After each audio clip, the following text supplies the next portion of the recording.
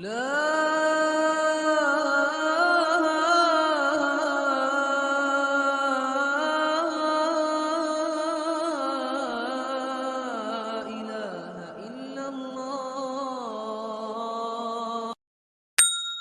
لله نحمده ونستعينه ونستغفره ونؤمن به ونتوكل عليه ونعوذ بالله من شرور أنفسنا ومن سيئات أعمالنا من يهده الله فلا مضل له ومن يضلله فلا هادي له ونشهد أن لا إله إلا الله وحده لا شريك له ونشهد أن سيدنا ومولانا محمدا عبده ورسوله صلی اللہ تعالی علیہ وعلى آلہ وصحبہ وبارک وسلم تسلیما کثیرا کثیرا اما بعد فاعوذ باللہ من الشیطان الرجیم بسم اللہ الرحمن الرحیم ومن احسن قولا ممن دعا الى اللہ وعمل صالحا وقال اننی من المسلمین۔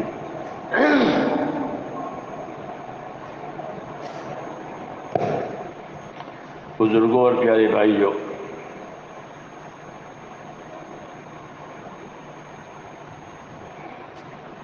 ہم کو اللہ تبارک و تعالیٰ نے اپنی نعمتوں سے نواز رکھا ہے۔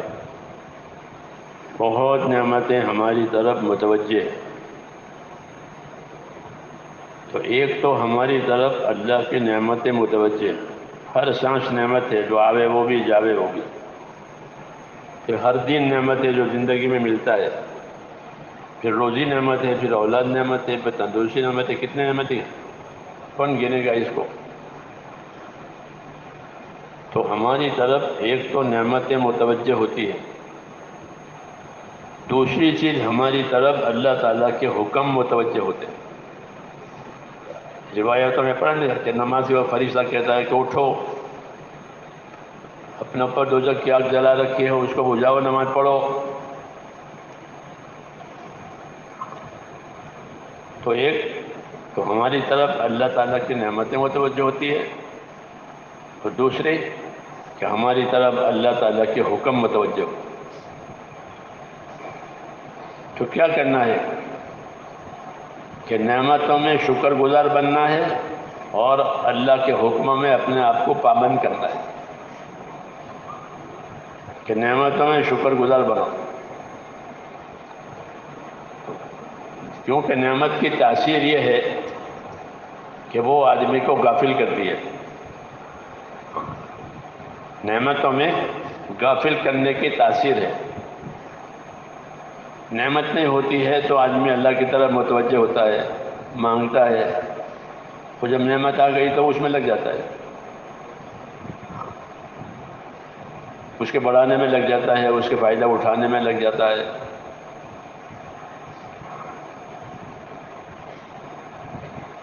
حالانکہ نعمت کا تقاضا وہ اللہ تعالیٰ کا شکر کرنا ہے کہ نعمتیں ہمیں تو اللہ تعالیٰ کا شکر کرو، زبان سے بھی، دل سے بھی اور عمل سے بھی، تینوں طریقے سے۔ کہ زبان سے اللہ کا شکر کرو کہ جو کلمات شکر کے ہم کو سکھائے ہیں رسول صلی اللہ علیہ وسلم نے، وہ کہو زبان سے۔ حضور صلی اللہ علیہ وسلم نے شکر کے طریقے سکھائے ہیں، زبان سے شکر کرنا، کھانا کھانے کے بعد اور پانی پینے کے بعد اور سو کر اٹھنے کے بعد مختلف کلمات سکھائے ہیں کہ اس طرح سے اللہ تعالیٰ کا شکر ادا کرو۔ وہ کلمات شکر میں زبان سے ادا کرنے کے لیے۔ دوسرا شکر دل سے ادا کرنا ہے کہ دل سے اس بات کو اقرار کرنا، دل سے اس بات کا یقین کرنا کہ میرے پاس جو کچھ ہے وہ مجھ کو میرے اللہ نے دیا ہے، اور وہی دے رہا ہے، وہی دے گا اور کوئی نہیں دے گا، اور جب تک وہ چاہے گا مجھ کو اس کا نفع رہے گا، جب نہیں چاہے گا تو مجھے اس کا کوئی نفع نہیں ہوگا۔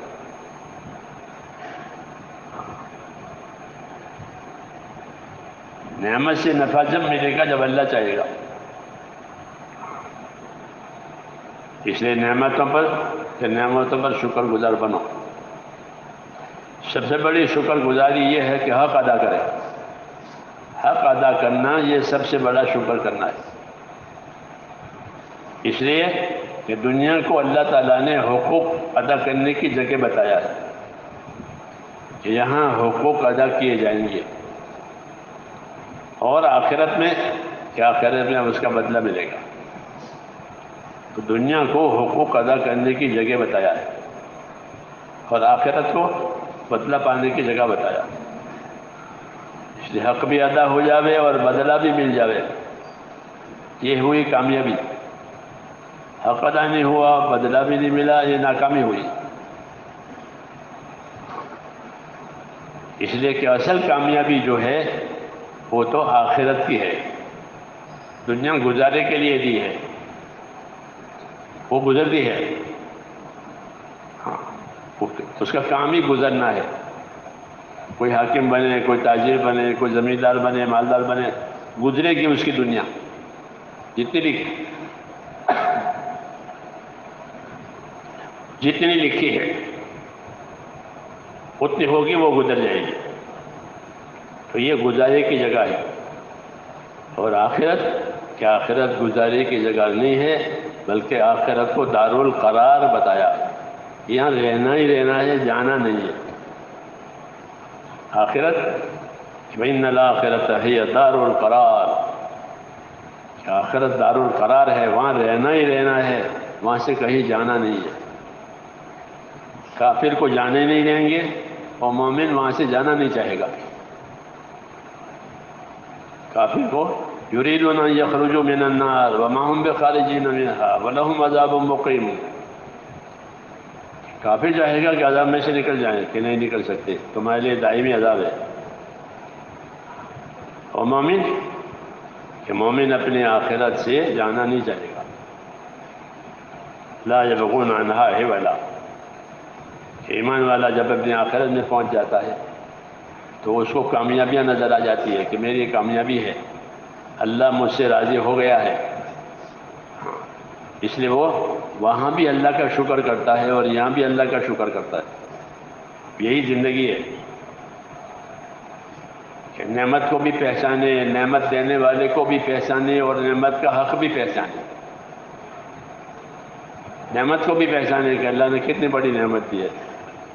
ایک ایک نعمت ان آدمی ایسی ہے آدمی کے پاس کہ اس کا بدل نہیں ہے، اس کا بدل نہیں ہے۔ اگر وہ ضائع ہو گئی بختم، جیسے آنکھ ضائع ہو گئی اب کیا کرے گا، کان ضائع ہو گئے کیا کرے گا، کوئی بدل نہیں ہے، اس کا بے بدل ہے، ہر نعمت بے بدل ہے، اس کو اللہ کا انعام کہتے ہیں، یہ بطور انعام کے دیے نعمتیں۔ اس لیے یہ نعمتیں دی گئی ہیں تاکہ حق ادا ہو جائے۔ اصل چیز یہی ہے کہ زندگیوں کا تعلق حقوق سے ہے، مگر ہم نے زندگیوں کا تعلق مزوں سے کر دیا ہے، مزے، ہاں، کھانے کے، پینے کے، پہننے کے، اوڑھنے کے، ہاں مزے۔ جب یہ بات ہو جاتی ہے پھر حقوق ادا نہیں ہوتے، پھر اس کی ترقی کی فکر ہو جاتی ہے کہ میری دنیا میں مجھے ترقی ملے، میری دنیا کو ترقی ملے۔ اس لیے دعوت میں آخرت کو یاد دلایا جاتا ہے۔ دعوت اسی کی ہے کہ تم کو آخرت کے لیے پیدا کیا ہے۔ حدیث شریف میں رسول صلی اللہ علیہ وسلم نے یہی بات فرمائی کہ اللہ نے دنیا کو تمہارے لیے پیدا کیا ہے لیکن تم کو آخرت کے لیے پیدا کیا ہے۔ دنیا کسی جانور کے لیے نہیں، کسی جنات کے لیے نہیں، کسی فرشتے کے لیے نہیں، تو کس کے لیے؟ کہ دنیا کو اللہ نے انسان کے لیے پیدا کیا۔ یہاں کا سونا ہو، یہاں کی چاندی ہو، یہاں کے ہیرے جواہرات ہو، وہ ہر چیز اس کے لیے پیدا کی ہے۔ کتنا بڑا احسان ہے، کتنا بڑا احسان ہے کہ یہاں کی ہر چیز تمہارے لیے پیدا کر دی ہے، اور خالی پیدا نہیں کی ہے بلکہ فرمایا پیدا کر کے تمہارے کام میں لگائی ہے۔ کوئی چیز انکار نہیں کرے گی اس کے آپ کے کام سے، وہ تیار ہے۔ آپ گھوڑے پر بیٹھ جاؤ گے تو گھوڑا فوراً چلے گا، کچھ نہیں کہہ سکتا وہ فوراً چلے گا چلو، کیونکہ اس کو اس کے لیے پیدا کیا ہے. اس کو تسخیر کہتے ہیں. تسخیر یعنی کام میں لگایا ہے، کام میں لگایا ہے. ہر چیز کو، ہر سبب کو اللہ نے اپنی قدرت سے ہمارے کام میں لگا دیا ہے. سورج ہو، چاند ہو، زمین آسمان، ہر چیز. بعض چیزوں کا کام ہم جانتے ہیں، بعض چیزوں کا کام نہیں جانتے. اس کا کیا کام ہے کہ نہیں یہ بھی تمہارے لیے پیدا کیا. آدمی جانتا نہیں ہے، اس لیے کہتے ہیں کہ اس سے کوئی کام نہیں ہے، بیکار ہے. کہنا بیکار نہیں ہے، یہ بھی تمہارے کام کے لیے ہے. اور اس کے ذمہ جو کام کیا ہے وہ کام وہ جانتا ہے کہ میرے ذمہ کیا کام ہے. اس لیے جب اس سے وہ کام لیا جائے گا تو وہ کام کرے گا. اس کو اس کے لیے پیدا کیا ہے.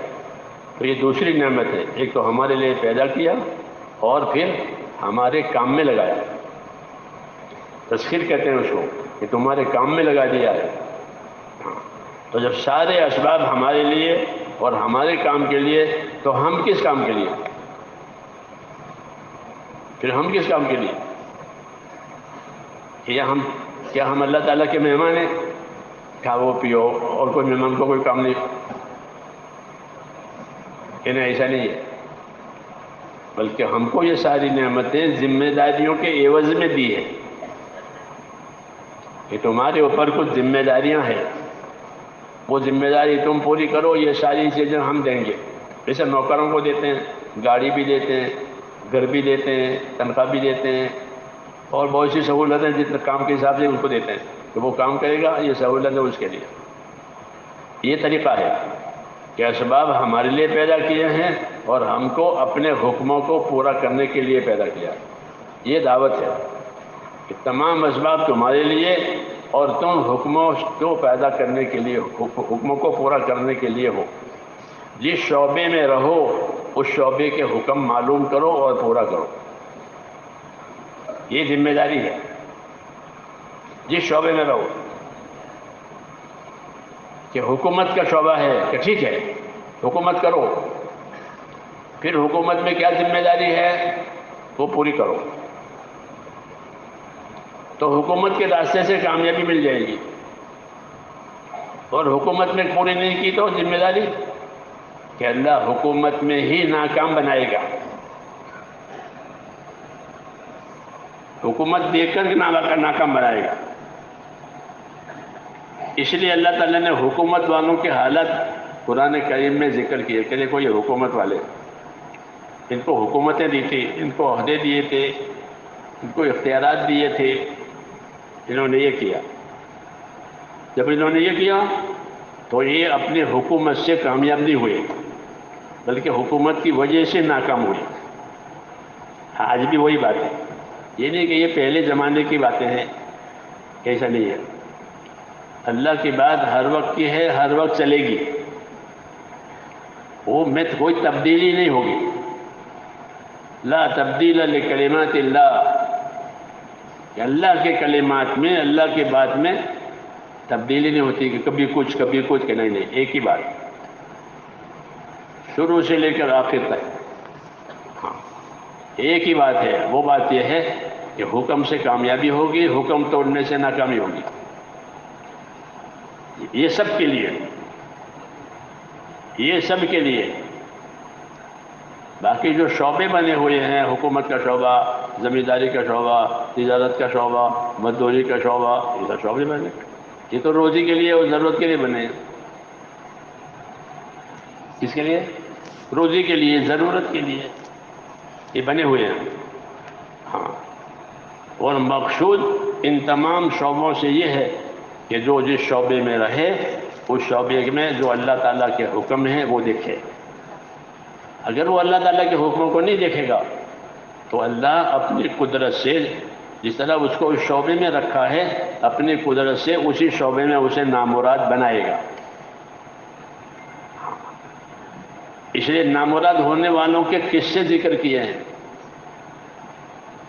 نامراد ہونے والوں کے قصے اس لیے ذکر کیے ہیں، یہ نہیں کہ وہ قصے ہو گئے، کہ نہیں، ایسا نہیں ہے، بلکہ یہ قصے نہیں ہے، یہ اللہ کی سنت ہے۔ کیا ہے؟ یہ اللہ کی سنت ہے کہ جو حکم نہیں پورا کرے گا وہ نامراد بنے گا، کسی شعبے میں رہے۔ وہ کیسے نامراد ہوگا؟ کہ اللہ اپنی قدرت سے اس کو نامراد بنائے گا۔ سب سے وہ تمام مخلوق کے اوپر اللہ کی قدرت ہے، اور اللہ اپنی قدرت سے تمام مخلوق پر غالب ہے۔ جب چاہیں گے، جو چاہیں گے اللہ کریں گے۔ ہاں، یہ الگ بات ہے کہ اللہ تعالیٰ اپنا فیصلہ کرنے میں ڈھیل کرتے ہیں، دیر کرتے ہیں، فوراً نہیں کرتے، دیر کرتے ہیں۔ اور دیر کرنے میں حکمت ہوتی ہے۔ حکمت کیا؟ کہ آج صحیح، آج ٹھیک ہو جاوے، کل ٹھیک ہو جاوے، پرسوں ٹھیک ہو جاوے۔ ڈھیل اس لیے دی جاتی ہے کہ یہ ٹھیک ہو جاوے۔ جب ٹھیک نہیں ہوتا تو پھر ترتیب چلتی ہے کہ ان کو ہلکی پریشانیوں میں ڈالتے ہیں۔ قاعدہ ہے یہ کہ اللہ تعالیٰ اپنی بات پہنچائے گا، اپنی چیز سامنے رکھے گا۔ اب جو نہیں قبول کرتا ہے، نہیں چلتا ہے، تو ایک مدت تک اس کو مہلت دیں گے کہ آج صحیح ہو جاوے، کل صحیح ہو جاوے۔ پھر نہیں ہوتا تو کہ اب اس کے لیے سزا کا دروازہ کھلتا ہے۔ پہلے ادنا درجے کی سزا دیتے ہیں۔ کیا کرتے ہیں؟ اپنی قدرت سے وَلَنُذِيقَنَّهُمْ، کیا؟ ہاں، مِنَ الْعَذَابِ الْأَكْبَرِ دون، ہاں، کہ پہلے ادنا عذاب سکھائیں گے اکبر عذاب سے پہلے۔ تو جب بات وہ آدمی بگاڑ دیتا ہے اللہ تعالیٰ کی، حاکم بن کر، تاجر بن کر، مالدار بن کر، غریب بن کر، جو بن کر ہو، تو ایسا نہیں ہے کہ اللہ غافل ہے یا عاجز ہے کہ میں تو کچھ کر نہیں سکتا ہوں، کیا کرے، یہ تو حاکم بن گیا، یہ تو تاجر بن گیا، مالدار بن گیا، بیٹا بالغ ہو گیا، جوان ہو گیا، باپ کا میں کیا کروں، اب تو بڑا ہو گیا۔ ایسا ہے؟ ایسا نہیں ہے، ایسا نہیں ہے، بلکہ آدمی جس سطح پر بھی جاوے اس کی حالت اللہ تعالیٰ کی قدرت کے نیچے ہے۔ وَهُوَ الْقَاهِرُ فَوْقَ عِبَادِهِ، کہ اللہ اپنے بندوں پر ہر وقت غالب اور قادر ہے، اس لیے ہر ایک کو موت دیتے ہیں۔ کیا دیتے ہیں؟ ہر ایک کو موت دیتے ہیں، اور موت سے کوئی چھوٹتا نہیں ہے، حفاظت بھی کرتے ہیں اور موت بھی دیتے ہیں۔ نظام ہے اللہ تعالیٰ۔ تو اللہ اپنی قدرت سے ہر ایک کے اوپر غالب ہے۔ شعبے جو بنائے ہوئے ہیں وہ امتحان کے لیے بنائے ہیں۔ حاکم بنایا، تاجر بنایا، مالدار بنایا، غریب بنایا، تھوڑی تعداد دی، بڑی تعداد دی، یہ شعبے کہلاتے ہیں۔ یہ کیوں بنائے ہیں؟ کہ اس میں رکھ کر اللہ تعالیٰ دیکھیں گے کہ یہ کیسے چلتے ہیں۔ شعبے مقصود نہیں ہوتے، بلکہ اس کے اندر کے عمل مقصود ہوتے ہیں۔ اس لیے اگر حاکم بنے ہیں اور حکومت کا شعبہ سنبھالا ہے تو حکومت کے شعبے کی ذمہ داری پوری کریں گے تو اسی راستے سے کامیاب ہو جائیں گے۔ اللہ تعالیٰ نے نبیوں کو بھی حاکم بنایا تھا۔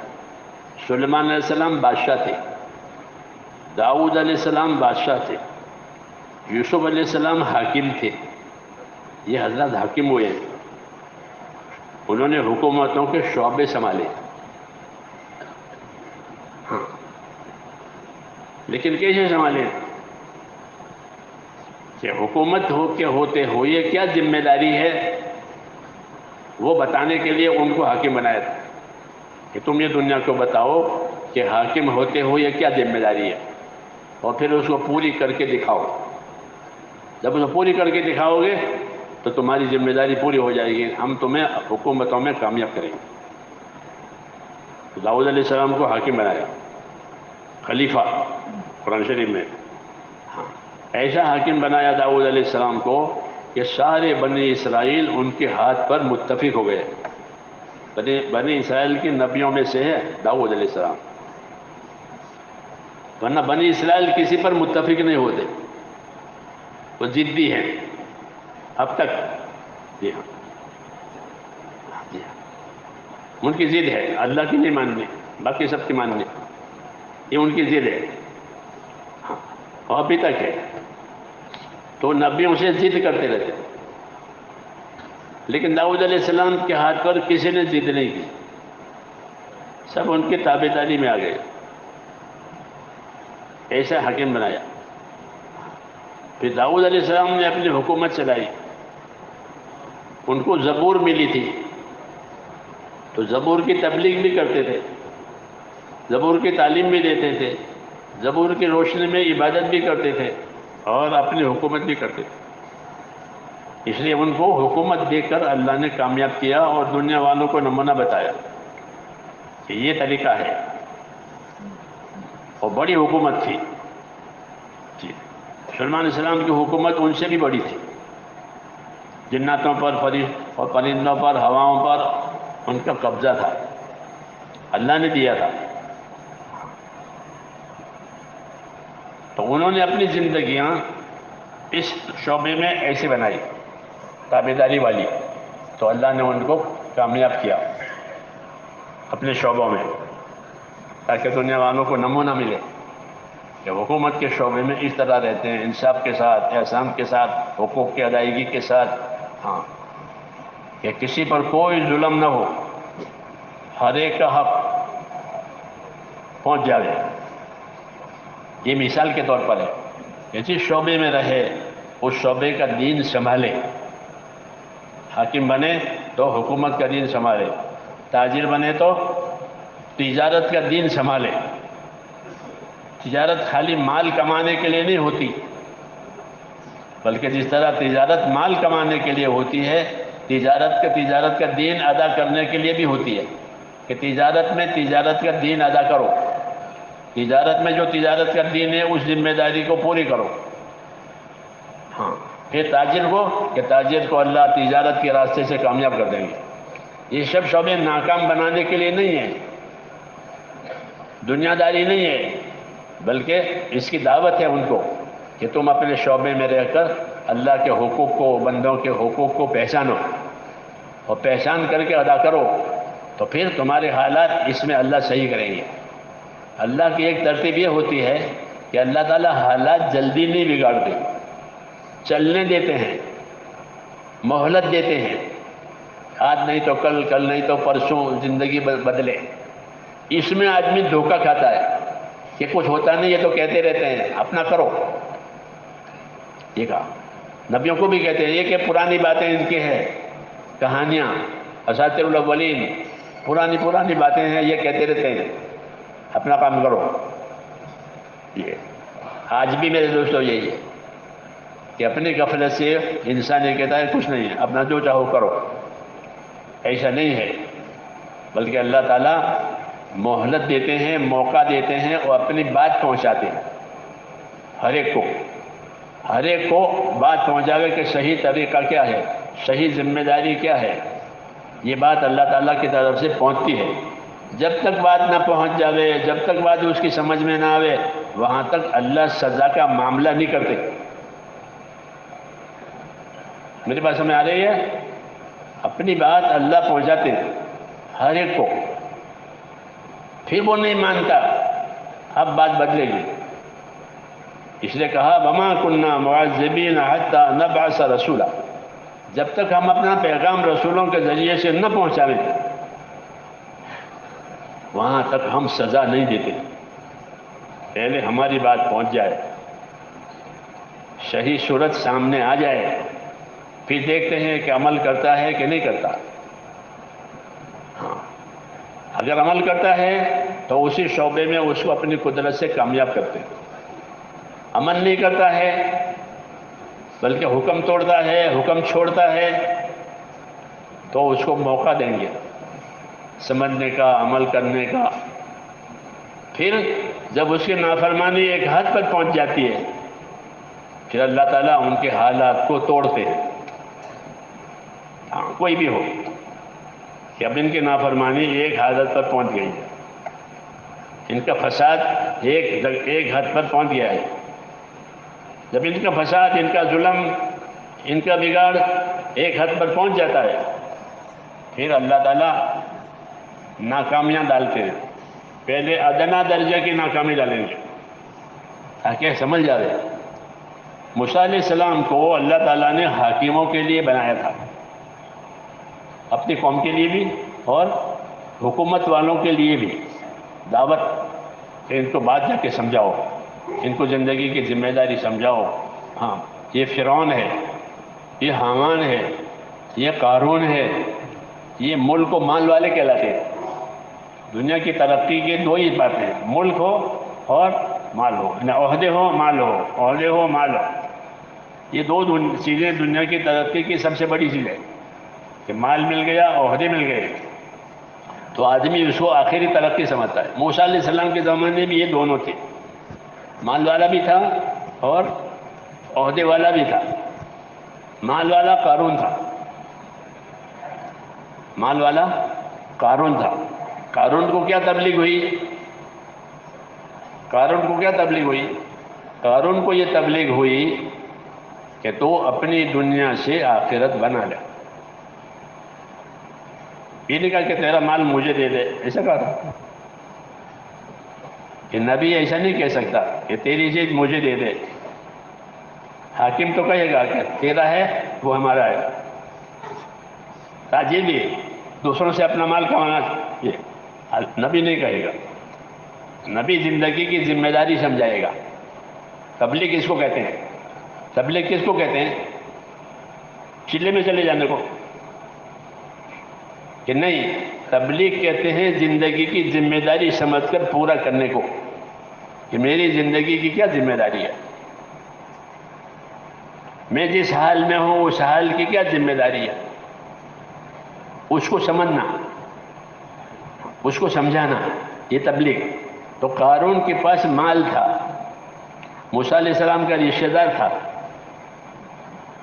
رشتہ داری تھی، اس کے پاس مال تھا تو اس کو مال کی لائن کی تبلیغ کی. کیا تبلیغ کی؟ یہ تبلیغ کی کہ وابتغی فیما آتاک اللہ الدار الآخرہ ولا تنسى نصیبک من الدنیا واحسن کما احسن اللہ الیک ولا تبغ الفساد فی الارض. یہ تبلیغ ہے اس کی. آج بھی تمام مالداروں کو یہی تبلیغ ہے، تمام مالداروں کو وہی تبلیغ ہے جو ان سے کہی گئی. اس لیے قرآن میں یہ آیتیں اتاری ہے کہ مالدار ہو گئے کہ ٹھیک ہے، مالداری کا دین بناؤ. کہ مالداری کا کیا دین ہے؟ کہ مالداری کا دین یہ ہے کہ اپنی دنیا سے آخرت بناؤ. کیا بناؤ؟ اپنی دنیا سے آخرت بنا لو، اپنی دنیا سے آخرت کما لو. وابتغی فیما آتاک اللہ الدار الآخرہ، یہ اسے کہا گیا تھا کہ جو دنیا تجھ کو اللہ نے دی ہے اس سے اپنی آخرت بنا لے. آج بھی یہی بات کہی جائے گی، یہ بات بدلتی نہیں ہے،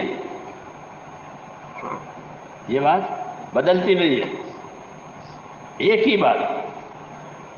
ایک بات اور بھی ہے کہ وہ غلط اعمال جو پہلے زمانے میں تھے، یہ غلط اعمال بھی ہر زمانے میں چلتے رہیں گے. وہ اعمال بھی نہیں بدلتے، ہر زمانے میں وہی ہوتے ہیں. جیسے حاکموں کا ظلم تو وہ ہر زمانے میں ہے. فرعون کا ظلم بہت زیادہ تھا، بہت زیادہ. یہ پرانی بات ہے کہ ان کے اعمال ہر زمانے میں رہیں گے، غلط اعمال.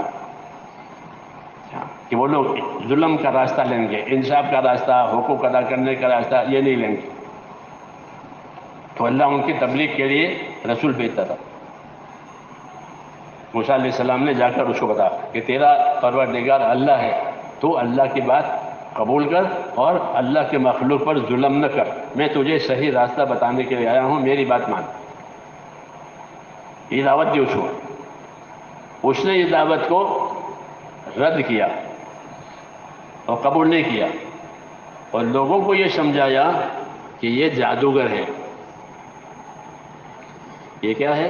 یہ جادوگر ہے، یہ جادو سے ہم پر قبضہ کرنا چاہتا ہے، ہماری حکومت لینا چاہتا ہے۔ جو چیز ہمارے پاس ہے اس پر قبضہ کرنا چاہتا ہے۔ ہمیشہ یہ لوگ اسی طرح ڈرتے رہتے ہیں کہ ہماری چیز یہ لے لیں گے۔ ہاں، تو یہ کہا کہ یہ دونوں بھائی ہمارے اوپر قبضہ کرنا چاہتے ہیں، اس لیے کوئی ان کی بات نہ سنے، یہ پاگل ہے، یہ پاگل ہے، یہ جادوگر ہیں، ان میں عقل نہیں ہے۔ یہ کہا باطل کا ایک طریقہ یہ ہوتا ہے کہ وہ حق والوں کی اہمیت گھٹاتے ہیں تاکہ لوگ ان کی بات نہ مانیں۔ ہاں، ان کی اہمیت گھٹاؤ، ان کو بدنام کرو، یہ طریقہ ہے ہر زمانے میں کہ حق والوں کو بدنام کرو تاکہ لوگ ان سے کٹے رہے، کیونکہ لوگ تو تحقیق کرتے نہیں ہیں۔ تو یہ کرتے ہیں کہ موسیٰ جادوگر ہے، یہ جادوگر ہے، اس کے ہاتھ پر معجزے ظاہر ہوتے ہیں، یہ جادوگر ہے اور یہ ہماری حکومت پر قبضہ کرنا چاہتا ہے، یہ اور اس کا بھائی۔ ہاں، اس لیے تم لوگ اس سے ہوشیار رہو۔ حالانکہ کوئی نبی جو دنیا میں آیا ہے اس نے کبھی دنیا والوں سے ان کی دنیا پر نگاہ ہی نہیں ڈالی کہ مجھے تیری دنیا چاہیے، کہ ہم کو تمہاری دنیا نہیں چاہیے، تمہاری دنیا اپنے پاس رکھو۔ مولانا یوسف صاحب یہی کہتے تھے کہ ہم حکومت نہیں چاہتے کہ ہم کو حکومت ملے، مگر ہم یہ چاہتے ہیں حکومت والے ہم سے پوچھ کر حکومت کریں تو ہم ان کو ان کا صحیح راستہ بتائیں گے، کہ ہم حاکم بننا نہیں چاہتے، لیکن کیا یہ ہم سے پوچھے کہ صحیح راستہ کیا ہے تو ہم تو اس کو صحیح راستہ بتائیں گے۔ جیسے ڈاکٹر علاج بتاتا ہے کہ آپ کا علاج یہ ہے، آپ کی بیماری کا علاج یہ ہے تاکہ آپ تندرست رہو، ایسے ہی نبی ان کی خامیاں، ان کی خرابیاں ان کے شعبے میں سے دور کرنا چاہتے کہ تمہارے شعبے میں کوئی خرابی نہ آئے۔ یہاں موسیٰ علیہ السلام یہ کہتے کہ تو نے مخلوق پر بہت ظلم کر رکھا ہے، تو اللہ سے ڈر اور اللہ کا بندہ بن۔ یہ کہا تھا اسے، مخلوق پر ظلم مت کر، ان کو تو نے بہت دبا رکھا ہے، یہ نہ کر۔ تو یہ بات اس کو گوارا نہیں تھی، اس لیے اس نے موسیٰ علیہ السلام کے خلاف بہت سی باتیں چلائی۔ ہاں، تو نبیوں کا طریقہ یہ ہے کہ وہ مقابلہ کرنے کے بجائے صبر کرتے ہیں۔ کیا کرتے ہیں؟ صبر کرتے ہیں کہ صبر کرو، صبر کرو، صبر کرو۔ اپنی قوم سے بھی کہتے ہیں موسیٰ علیہ السلام کہ تم صبر کرو اور اپنے دین پر قائم رہو، اللہ تعالیٰ حالات بدلنے والے ہیں۔ موسیٰ علیہ السلام کی قوم نے موسیٰ علیہ السلام سے یہ کہا کہ آپ دعوت لے کر آئے تب بھی ہم تو پریشانی میں ہیں، اور آپ نہیں تھے تب بھی پریشانی میں ہم تو تھے۔ اوذینا من قبل ان تأتینا ومن بعد ما جئتنا، کہ آپ کی دعوت تبلیغ نہیں تھی تب بھی ہم تو ظلم میں تھے، آپ کی دعوت تبلیغ ہوئی تو بھی ہم ظلم میں۔ تو فرمایا تم صبر کرو، اللہ حالات بدلنے والے ہیں۔ صبر کرنے کا کیا مطلب ہے؟ صبر کرنے کا مطلب یہ ہوتا ہے کہ جو کام تمہارے ذمے ہے اس پر خاموشی کے ساتھ قائم رہو، پابند رہو۔ جب تمہاری پابندی وہاں تک پہنچ جائے گی جتنی اللہ چاہتے ہیں، یہ قاعدہ ہے کہ پابند ہونے والوں کی پابندیاں، قربانی دینے والے کی قربانیاں اس حد پر پہنچ جائے گی جو حد اللہ چاہتے ہیں، تو فیصلہ ہو جائے گا۔ ہم جلدی کرتے ہیں کہ ابھی ہو جاوے، ابھی ہو جاوے، ایسا نہیں ہوگا، ایک مقدار ہے۔ حضور صلی اللہ علیہ وسلم صحابہ سے بھی یہی کہتے تھے، صحابہ نے شکایت کی تھی کہ ہم بہت پریشان ہیں، بڑا ظلم ہے، بڑی بھوک ہے، بڑی تنگی ہے، بڑا خوف ہے، آرام نہیں ہے، آپ دعا کیوں نہیں کرتے؟ یہ کہتے ہیں آپ دعا کیوں نہیں فرماتے، آپ مدد کیوں نہیں اترواتے؟ یہ شکایت لائے تھے، اور لانی بھی چاہیے، بڑوں کے پاس تو شکایت لے کر جا سکتے ہیں، بچے باپ کے پاس جاتے ہیں کہ ہو گیا یہ ہو گیا۔ تو حضور صلی اللہ علیہ وسلم نے ان کو کیا جواب دیا؟ حضور صلی اللہ علیہ وسلم نے ان کو تسلی کا جواب نہیں دیا بلکہ ذمہ داری کا جواب دیا. کیا جواب دیا؟ ذمہ داری کا جواب. یہ تو تسلی ہے کہ نہیں کوئی اچھا ہو جائے گا، سر پر ہاتھ پھیر دیا.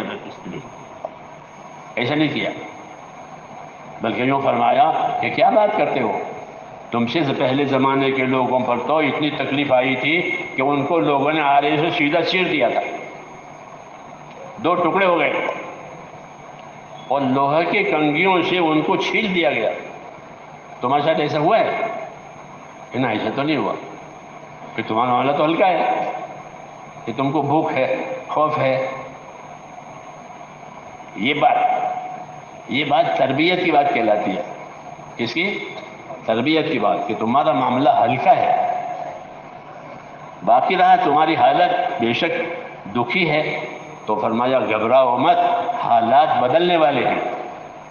آج بھی ہم یہی کہیں گے کہ کوئی نہ گھبراوے، حالات بدلنے والے ہیں.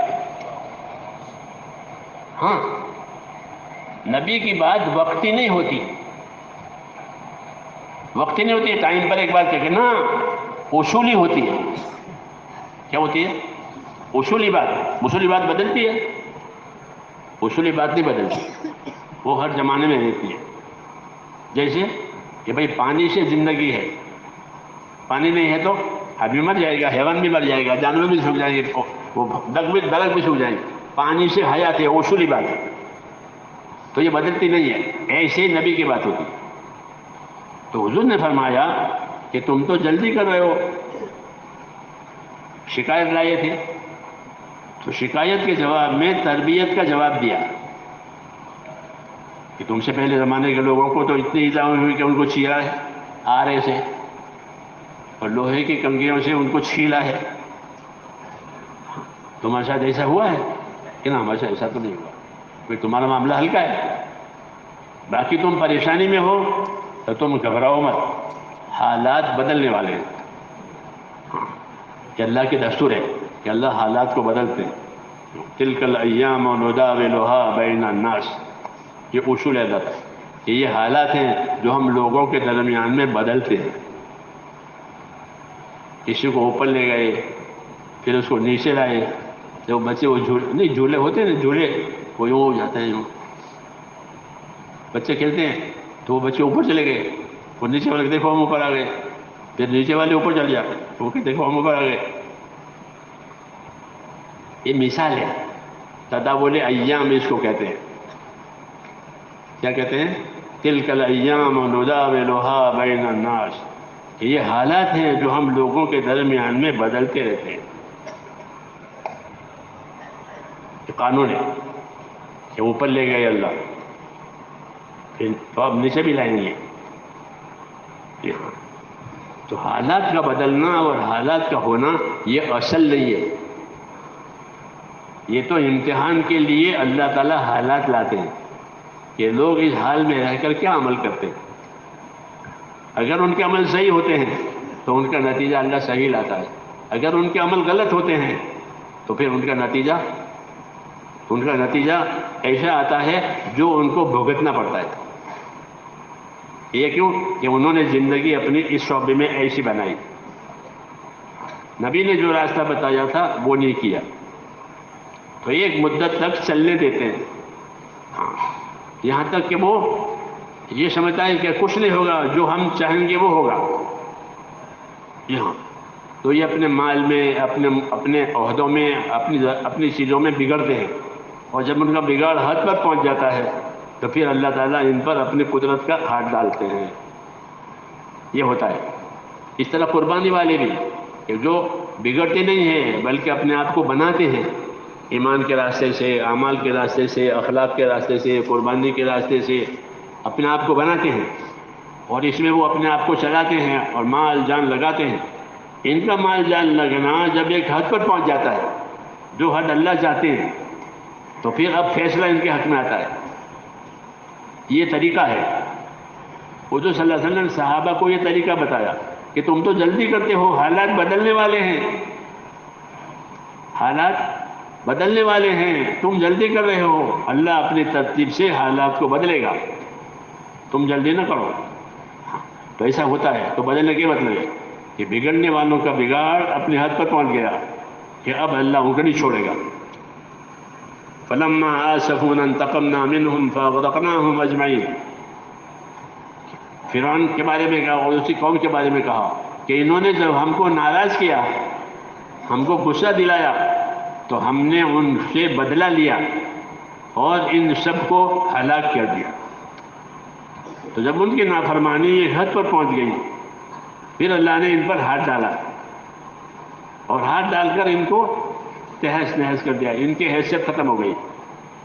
ایسے ہی دینداروں کی بات بھی ہے کہ دیندار اپنی محنت میں، اپنی قربانی میں، اپنی اخلاص میں، اپنی عبادت میں ایک حد پر پہنچ جائیں گے جو حد اللہ تعالیٰ چاہتے ہیں، تو پھر ان کے حالات پر اللہ تعالیٰ رحم کی نظر ڈال کر ان کو کامیاب کرے گا. صحابہ کرام کے ساتھ یہ ہوا کہ مکے کی زندگی بہت کڑوی، پھر مکے جانے سے مدینے جانے کے بعد 5 سال بھی بہت کڑوے گزرے.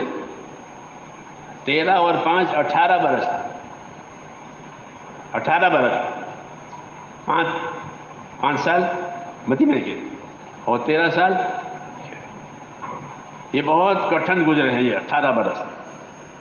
مگر اس کٹھن حالات میں یہ حضرات جو ہیں اطاعت پر قائم رہے. یہ کام تھا. اصل بات یہ ہے کہ حالات میں اپنے مقصد پر قائم رہے. مقصد پر قائم رہنے سے ان کی قربانیاں اجتماعی بنے گی. کیا بنے گی؟ اجتماعی قربانیاں، کہ سب کے سب ایک مقصد کے ساتھ ہیں، سب کے سب ایک طریقے کے ساتھ ہیں، تو ان کی قربانیاں اجتماعی بنے گی. تو اس سال میں صحابہ کرام کی قربانیاں اجتماعی بنی. مہاجرین نے ہجرت کی. کیسی ہجرت کی؟ کہ ایسی ہجرت کی کہ فقیر ہو گئے. کیا ہو گئے؟ فقراء مہاجرین. حالانکہ فقیر نہیں تھے، فقیر نہیں تھے، بہت اچھی حالت تھی، کھاتے پیتے تھے، لیکن دین کے تقاضوں پر رہنے کی وجہ سے، قربانی کی وجہ سے نقصان ہوتا تھا زندگی میں، مال کا، دوسری چیزوں کا، یہاں تک کہ اب کچھ نہیں رہا. جو تھا وہ بھی انہوں نے لے لیا اور خالی ہاتھ ہو گئے. اور خالی ہاتھ ہو کر کے ہجرت کی، فقیری کی حالت میں ہجرت کی ہے. تو ہجرت کا یہ اونچا درجہ ہے. ایک تو تکلیف کی وجہ سے ہجرت کرے کہ بھئی یہاں تجربہ، وہ بھی ٹھیک ہے، اور ایک کہ ایسی ہجرت ہوئی کہ فقیر ہو گئے، یعنی محتاج ہو گئے، غریب ہو گئے. یہ ہجرت اعلیٰ درجے کی کہلاتی ہے. فقراء مہاجرین، ان کا نام ہی پڑا فقراء مہاجرین. حالانکہ وہ فقیر نہیں تھے، اچھی حیثیت تھی، لیکن ان پر اس کام کی قربانی کی وجہ سے اور ان کے ظلم کی وجہ سے فقیر آئے کہ ہجرت کی. تو جو مال ان کا تھا وہ انہوں نے قبضہ کر لیا، جو مکانات تھے ان کا قبضہ کر لیا، اس کو بیچ دیا، اب کچھ نہیں رہا، فقیر ہو گئے. تو فقیری کے ساتھ ہجرت کی. یہ ہجرت اعلیٰ درجے کی ہوئی، فقراء مہاجرین. پھر ادھر انصار تھے، ان کی نصرت بھی اعلیٰ درجے کی تھی. ان کی نصرت اعلیٰ درجے کی. کہ اعلیٰ درجے کی نصرت کیا؟ کہ انہوں نے نصرت ایثار کے ساتھ کی. کس کے ساتھ؟ ایثار کے ساتھ، یعنی اپنی ضرورتوں کو نہیں دیکھا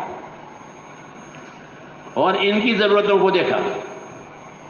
مکانات بھی دیے، زمینیں بھی دی، مال بھی دیا، یہاں تک کہ عورت بھی دینے کو دیا کہ میری 2 عورتیں ہیں، ایک آپ لے لو. یہ ایثار کہلاتا ہے کہ اپنی ضرورت کو بھی نہیں دیکھا اور ایثار کے ساتھ نصرت کی. تو مہاجرین نے فقیر کے ساتھ ہجرت کی اور انصار نے ایثار کے ساتھ نصرت کی. یہ اونچے درجے کی نصرت ہے کہ اپنی حاجتوں کو نہیں دیکھا، ان کی حاجتوں کو دیکھا. اس لیے ان پر اجاڑ آ گیا، بھوکے ہو گئے، ان کے بچے بھی بھوکے ہو گئے، اور ان کی مدد کی، دین کی مدد کی. تو یہ قربانی کا اونچا معیار ہو گیا. جب قربانی کا اونچا معیار ہو گیا تو تھوڑی ہی مدت میں پھر فیصلہ ہو گیا. یہ 5 سال رہے تکلیفوں میں مدینے جا کر کے. 5واں سال بہت سخت سال تھا. 5واں سال بہت سخت سال تھا، سارا عرب دشمن بنا ہوا، سارا عرب دشمن ایک طرف سے، ایسے حالات کہ ہر کوئی ان کو مٹانا چاہتا ہے، ہر کوئی ان کو اجاڑنا چاہتا ہے، ان کو مٹاؤ، ان کو اجاڑو، ہر کوئی۔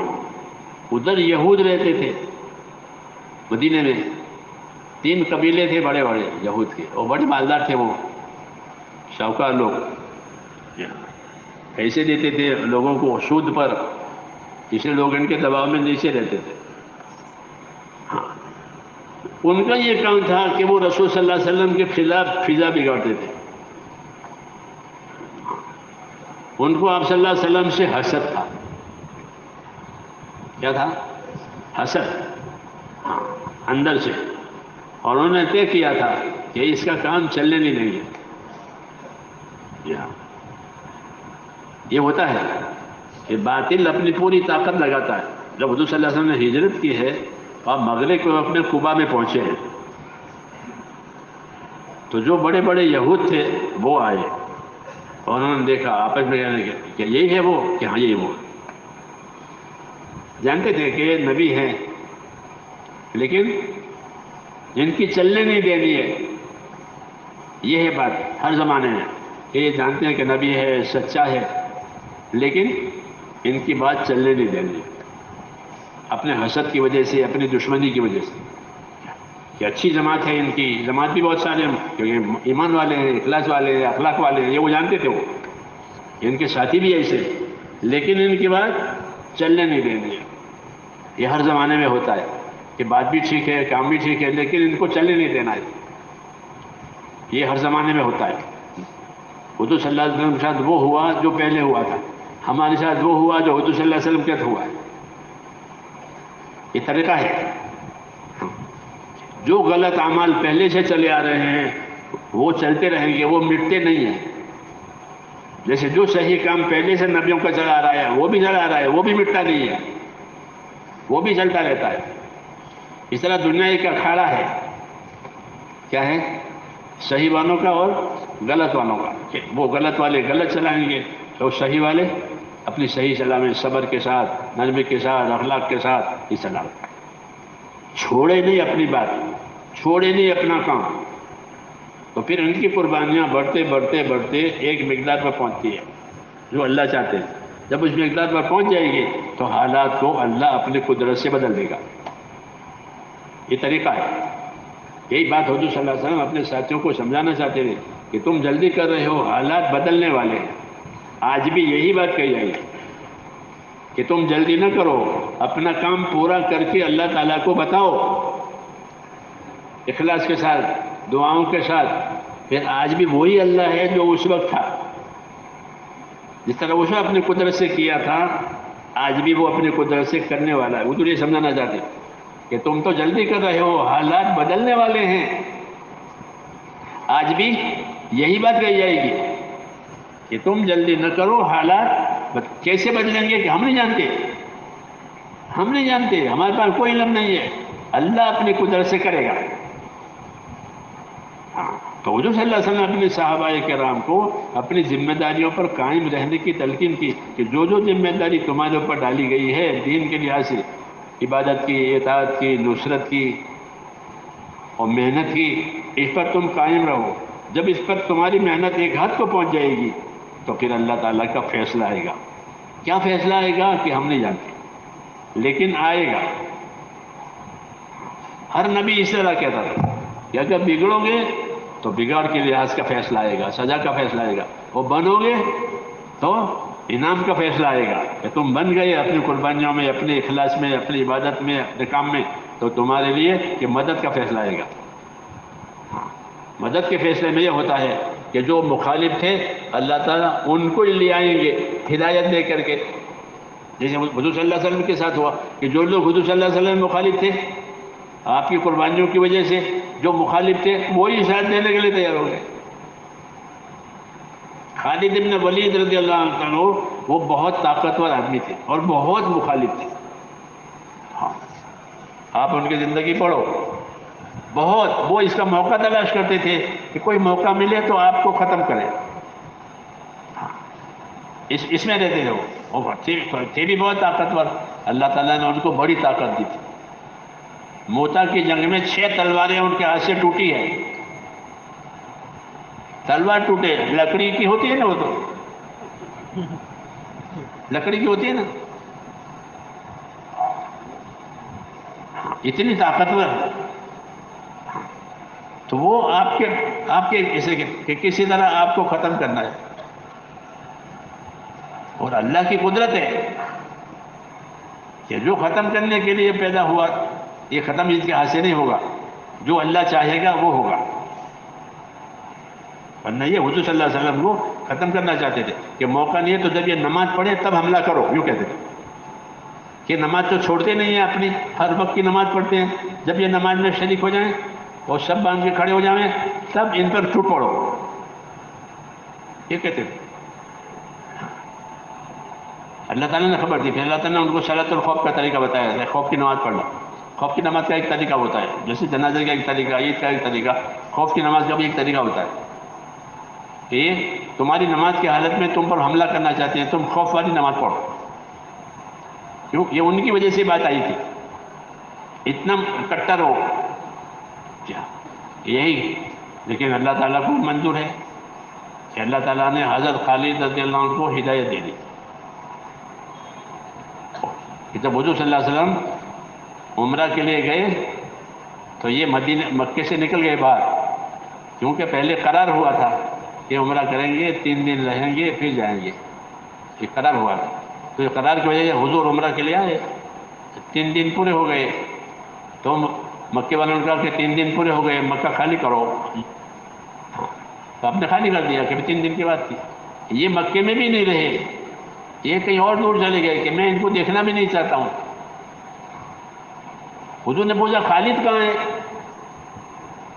ان کے بھائی تھے ولید ابن ولید، یہ خالد ابن ولید، کہ ان کے بھائی سے پوچھا خالد کہاں ہے؟ تو وہ تو جانتے تھے کہ آپ کی وجہ سے وہ بھاگ گیا ہے.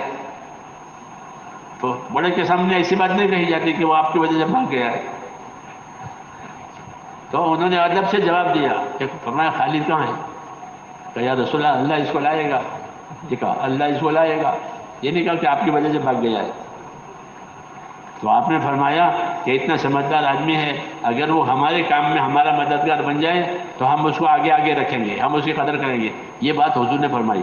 تو انہوں نے وہ بات ان کو وہاں لکھ کے بھیجی کہ تیرے بارے میں تو یہ کہہ رہے ہیں اور تو مارے پھر رہا ہے. تو وہ ان کو ایک دم چوٹ پڑی کہ میں کس فکر میں ہوں، یہ آدمی کس فکر میں ہے. میں تو اس کے ماننے کی فکر میں ہوں، وہ میری ترقی کی فکر میں ہے. تو ہمارے کام میں جیتنے کا ایک راستہ ہے کہ اپنے مخالفوں کے ساتھ اخلاق سے پیش آؤ، اپنے مخالفوں کے ساتھ صبر سے پیش آؤ. یہ نبیوں کا طریقہ ہے کہ جو مخالفت کرے، جو دشمنی کرے، تو اس کے ساتھ دشمنی کرنے کے بجائے کیا کرو کہ صبر کرو، اخلاق سے پیش آؤ. وہ برائی چاہے تم ان کی برائی مت چاہو تو تم جیت جاؤ گے. تو حضور نے یہ کیا کہ وہ تو دشمنی میں پھر رہا ہے اور حضور صلی اللہ علیہ وسلم کو ان کی قدر ہے کہ اگر ہمارے پاس آ جاتا تو ہم تو اس کی قدر کرتے، اس کو آگے رکھتے. تو ان کے بھائی نے جب یہ بات ان کو لکھ بھیجی تو وہ متاثر ہو گئے کہ میں کس سوچ میں ہوں، یہ آدمی کس سوچ میں ہے. پھر اللہ تعالیٰ کو ہدایت دینی ہے تو اللہ اسباب پیدا کرتے ہیں. اللہ کو اس کی ہدایت دینی ہے، چاہے وہ کتنا ہی دشمن ہے، لیکن اللہ کو ہدایت دینی ہے تو اللہ اس کے اسباب پیدا کرتا ہے. تو ان کو خواب آیا خالد بن ولید کو کہ میں ایک بنجر زمین میں ہوں، وہاں کچھ نہیں ہے، اور بنجر زمین سے ہری بھری زمین میں جا رہا ہوں. یہ کب آیا اور یہ خط بھی پہنچا. تو انہوں نے خواب کی تعبیر پوچھی کہ خواب کی کیا تعبیر ہے. ابو بکر رضی اللہ عنہ خواب کی تعبیر بتاتے تھے اس زمانے میں. تو انہوں نے کہا بنجر زمین تمہارا شرک ہے، کہ تم شرک میں ہو، اور آباد زمین اسلام ہے. یہ تمہیں دکھایا گیا ہے کہ وہ بنجر ہے، یہ آباد ہے. تو یہ خواب سبب بنا اور وہ آپ نے یاد کر کے جو انہوں نے بھائی لکھا تھا وہ خط وہ سبب بنا.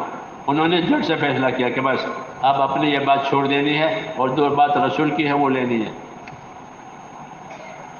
اللہ تعالیٰ کرتے ہیں کہ اللہ تعالیٰ کی مدد اس طرح بھی آتی ہے. اللہ تعالیٰ کی مدد اس طرح نہیں ہوتی کہ بھائی جو مخالف ہو جائے اس کو ہلاک کر دے، بلکہ جو مخالف ہے اس کو ہدایت دے. تو وہ جو محنت مخالفت میں کرتا تھا وہ محنت اب مدد میں کرے گا. اور بعض لوگ ضدی ہوتے ہیں، ان کو ہدایت نہیں ہوتی، ان کو ہدایت نہیں ہوتی. اللہ ان کو ہلاک کرتا ہے اپنی قدرت سے اور راستے کے روڑے ہٹا دیتا ہے. یہ روڑے بنے ہوئے ہیں، یہ سنت ہے اللہ تعالیٰ کہ جو ضدی ہوا حق کے مقابلے میں اللہ اس کو روڑا بنا کر ہٹا دے گا دیر سویر. کہ یہ حق بات میں رکاوٹ ڈالتا ہے، جانتا ہے کہ بات تو صحیح ہے لیکن چلنے نہیں دینی ہے. ہر زمانے میں ایسا ہوتا ہے کہ بات صحیح ہے، اچھی ہے، اچھا کام ہے لیکن چلنے نہیں دینا ہے. تو ایسے لوگوں کو اللہ تعالیٰ نامراد بناتے ہیں دو طریقے سے، یا تو ان کو ہدایت دے کر اس میں داخل کرے یا پھر ان کو ہلاک کرے. ابو جہل ابو لہب ہلاک ہوئے کہ ضدی تھے بہت، آپ کی بات کو کسی طرح ماحول میں چلنے نہیں دیتے. جب آپ بازاروں میں لوگوں کو ملاقاتیں کرتے تھے تو یہ پیچھے پیچھے جاتے تھے اور لوگوں سے کہتے تھے اس کی بات مت سنو، یہ پاگل ہے، یہ جادوگر ہے، جہاں آپ جائیں وہاں جائیں. ایسے ضدی تھے. تو اللہ تعالیٰ نے ان دونوں کو ہلاک کیا. ابو لہب پر بیماری ڈالی، بہت سخت بیماری ڈالی، ایسی بیماری کہ ان کے بیٹے بھی پاس نہیں جاتے تھے، وہ سڑ گیا. اور ابو جہل مارا گیا. تو ان دونوں کو ہلاک کیا. یہ اللہ کی سنت ہے کہ جو حق کے مقابلے میں ضد کرے گا تو اگر اس میں ضد نہیں ہوگی تو اس کو ہدایت ہو جائے گی، اور اگر ضد ہے تو اللہ اسے نامراد بنائے گا. یہ سنت ہے اللہ کی. یہ سنت اس لیے دکھائی ہے تاکہ دین کے کام کرنے والے گھبرائیں نہیں.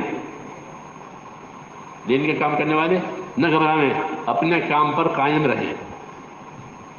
یہ طریقہ ہے کہ اپنے کام پر قائم رہو. جتنی رکاوٹیں نظر آتی ہے اللہ تعالیٰ دھیرے دھیرے اس کو ختم کرے گا. صحابہ پر رکاوٹیں تھیں، غریبی تھی، تنگی تھی، یہ بھی ایک رکاوٹ تھی. اور مشرکین کہتے تھے کہ یہ اللہ والے بھوکے مرتے ہیں. یہ کہتے تھے کہ اللہ والے یہ بھوکے مر رہے ہیں، ان کے دین نے ان کو دھوکے میں ڈال رکھا ہے. ہاں ولا غر رہا ولا دینہم، ان کو دین نے دھوکے میں ڈال رکھا ہے. بھوکے مرتے ہیں، پریشان ہوتے ہیں، مار کھاتے ہیں اور دین دین دین لے کے پھر یہ کہتے تھے. یہ ہر زمانے میں ہوگا، ایسا کہنے والے بھی ہوں گے، لیکن کہ ان سے متاثر نہ ہوں. بات ہماری صحیح ہے، اللہ نے ہم کو دی ہے، اس لیے اس پر یقین کرنا بھی ضروری ہے کہ ہماری بات صحیح ہے، ہمارا کام صحیح ہے، ہمارا دین صحیح ہے. یہ غلط نہیں ہے. ہاں یہ غلط نہیں ہے. ان کو غلط فہمی ہوئی ہے یا ان کو ضد ہے، اس لیے ہم اپنا کام کریں گے. طریقہ یہی ہے کہ اپنا کام کرو اور صحیح کرو. کیا کرو؟ صحیح کرو اور پورا کرنے کی کوشش کرو کہ تمہارا کام پورا ہو جائے جتنا اللہ چاہتے ہیں. جب یہ پورا ہو جائے گا تو یہ پورا ہو جائے گا تو اللہ تعالیٰ کا فیصلہ آئے گا. کیا فیصلہ آئے گا وہ نہیں جانتے. ہر نبی کا کام پورا ہوا تو فیصلہ آیا ہے. آپ قرآن شریف پڑھتے ہو نہیں؟ فلما جاء امرنا، آیا فیصلہ. نوح علیہ السلام کا کام پورا ہو گیا تو فیصلہ آیا. کیا فیصلہ آیا؟ کہ پانی ابلا، عذاب کا پانی. یہ کب آیا؟ کہ جب کام پورا ہو گیا. جب کام پورا ہو گیا تو فیصلہ آئے گا کہ اب عذاب کا پانی آیا، آسمان سے بھی اور زمین سے بھی، اور پانی نے عذاب بن کر سب کو گھیر لیا.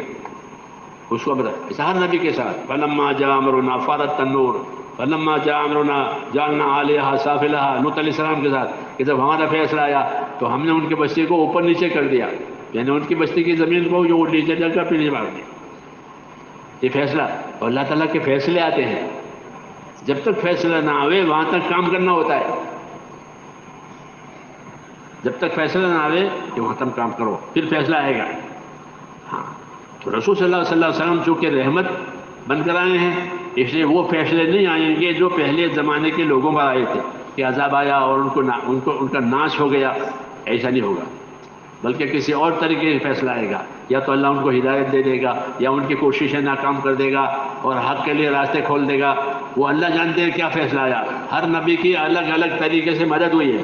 نوح علیہ السلام کی مدد پانی سے ہوئی کہ ان کی قوم کو پانی کے عذاب میں ہلاک کیا.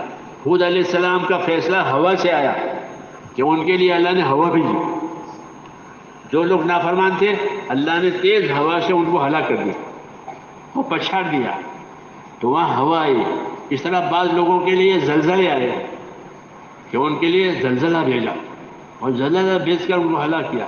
بعض لوگوں کے لیے بجلیاں گرائی، صاعقہ بجلیاں گری، اور بجلی گرا کر ان کو ہلاک کیا. بعض لوگوں کے فرشتہ کی چیخ آئی کہ فرشتہ نے ایک چیخ لگائی، وہ چیخ سے ان کے کلیجے پھٹ گئے، وہ ہلاک ہو گئے. تو عذاب کے اور نامراد بنانے کے مختلف طریقے. اس کو کہا فلما جاء امرنا، فلما جاء امرنا، اب آیا ہمارا فیصلہ، اب آیا ہمارا فیصلہ. تو اللہ تعالیٰ کے فیصلے آتے ہیں، وہ فیصلے کے بعد دودھ کا دودھ اور پانی کا پانی الگ ہو جاتا ہے. کامیاب ہونے والے کامیاب ہوتے ہیں، ناکام ہونے والے ناکام ہوتے ہیں. اس کو فیصلہ کہتے ہیں. یہ اللہ تعالیٰ کا طریقہ ہے. یہ طریقے اس لیے بتائے ہیں تاکہ کام کرنے والے اپنے کام کو پورا کریں، ادھورا نہ چھوڑیں، نا امید نہ بنے. کیا نہ بنے کہ ہمارا مسئلہ تو بنے گا نہیں، اب مسئلہ چھوڑو. مولانا علیہ صاحب فرماتے تھے کہ شیطان نا امید بھی بناتا ہے. جیسا شیطان گناہوں میں لے جاتا ہے، برائیوں میں لے جاتا ہے، ایسے ہی برائیوں میں تو ان کو لے جائے گا جو برائیوں والے ہیں. لیکن یہ جو بیٹھے ہیں ان کو گناہ میں نہیں جا سکتا کہ چلو سنیما دیکھنے کے لیے، تو یہ تو نہیں جائیں گے. یہ تو سنیما میں سے لوگوں کو لاتے ہیں.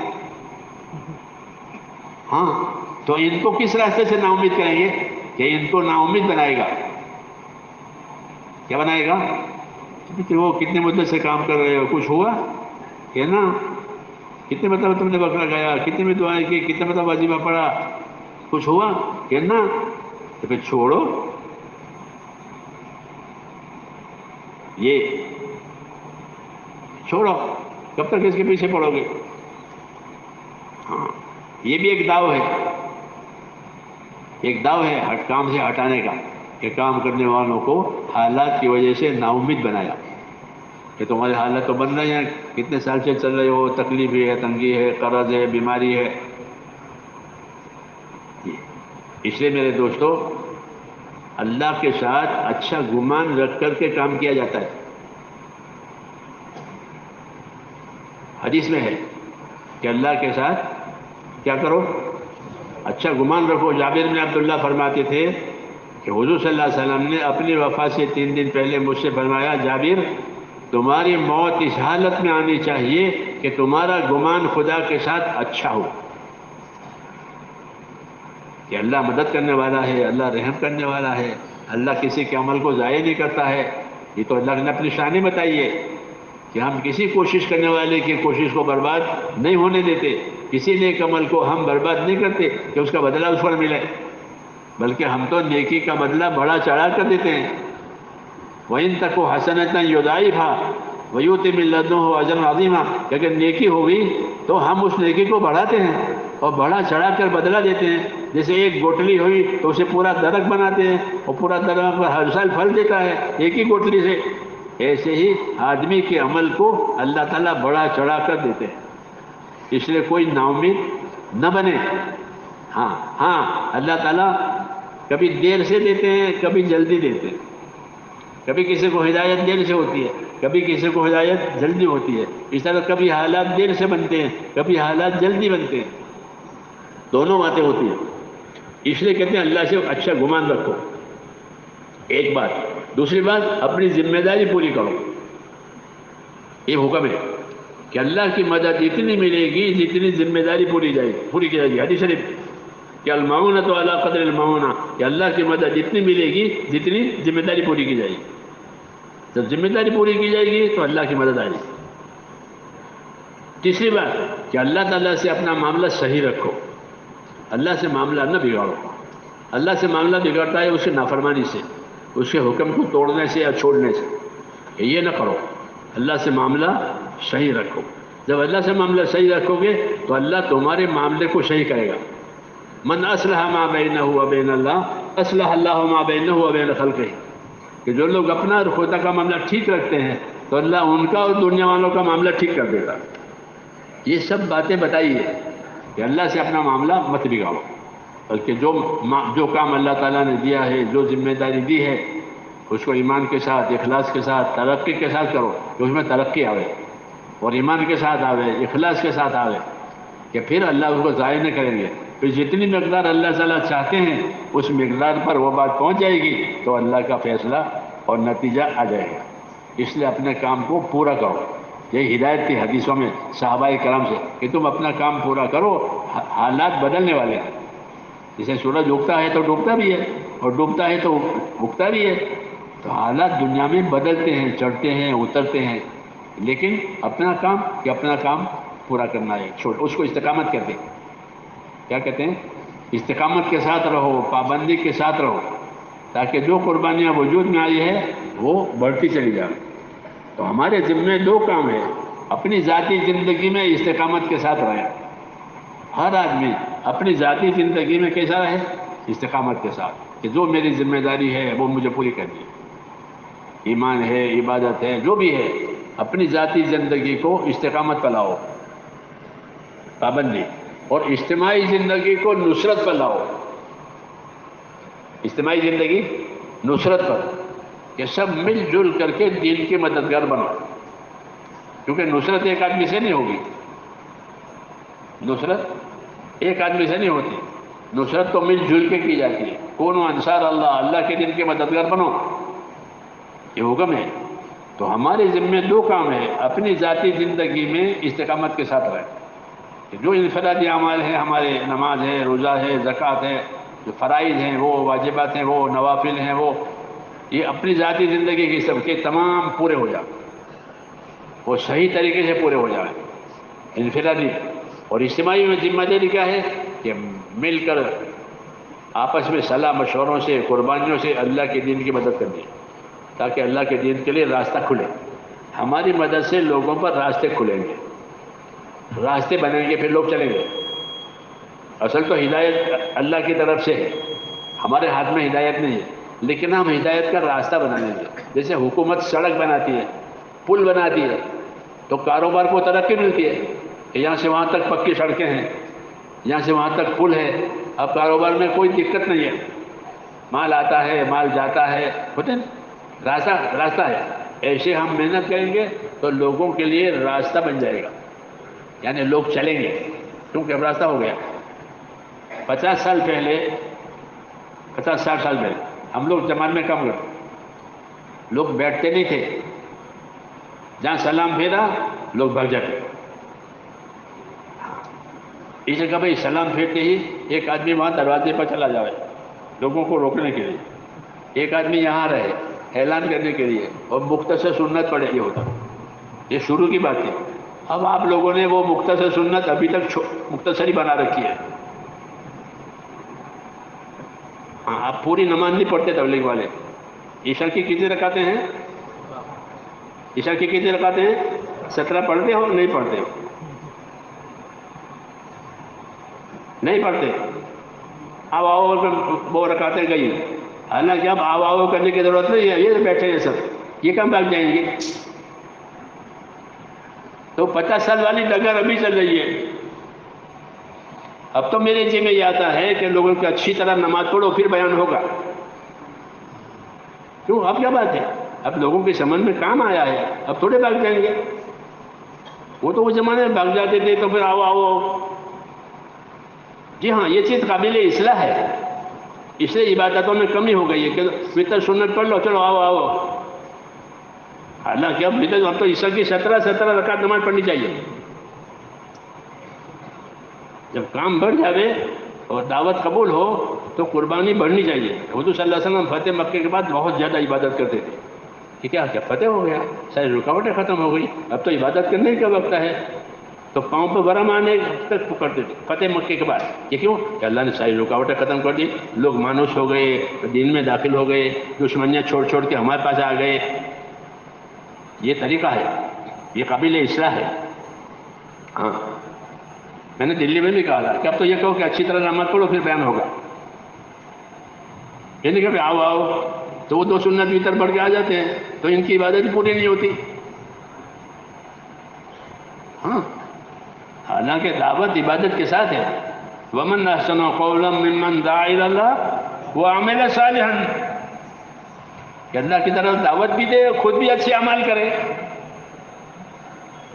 یہ طریقہ ہے.